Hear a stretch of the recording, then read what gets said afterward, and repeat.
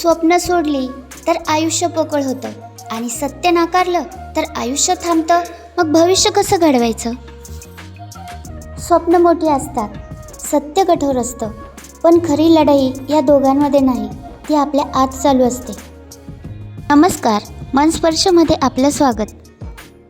स्वप्न पाहणं चूक नाही, पण स्वप्न पाहताना सत्य समजून घेणं गरजेचं आहे. स्वप्न मोठी असतात, सत्य कठोर असतं, पण भविष्य कोण घडवतं माहिती आहे का? हा व्हिडिओ शेवटपर्यंत ऐका, कारण यात तुमचं उत्तर आहे. आज अनेक लोक ठरवतात, हे माझं स्वप्न आहे, ते माझं स्वप्न आहे, पण ते कधीच विचार करत नाहीत, मी आज कुठे आहे, माझ्या क्षमतांची खरी मर्यादा काय, मला रोज काय सुधारावं लागेल. कारण स्वप्न डोळ्यात असतात, पण भविष्य हातांनी घडतं. सत्य स्वीकारण्याची ताकद हवी. सत्य हे नेहमीच गोड नसतं, ते कधी अपयशाच्या रूपात येतं, कधी टीकेच्या रूपात येतं, कधी अपमानाच्या रूपातही येतं.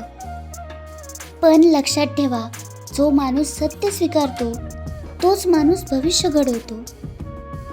स्वप्न पाहणारा माणूस जेव्हा सत्याला महत्त्व देत नाही, तेव्हा स्वप्न फक्त कल्पनाच राहतात. म्हणूनच येणाऱ्या अडचणींची वास्तव मांडणी करता यायला हवी.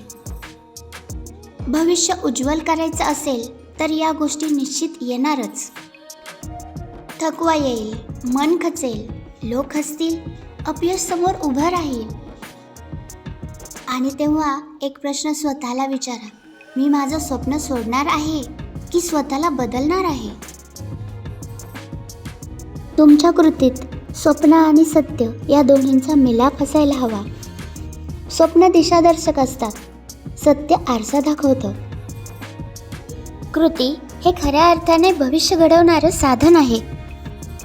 आज जे शक्य आहे ते करा, परिपूर्णतेची वाट पाहू नका, रोज थोडे पुढे चला. लहान पावलंही मोठ्या स्वप्नांकडेच नेतात.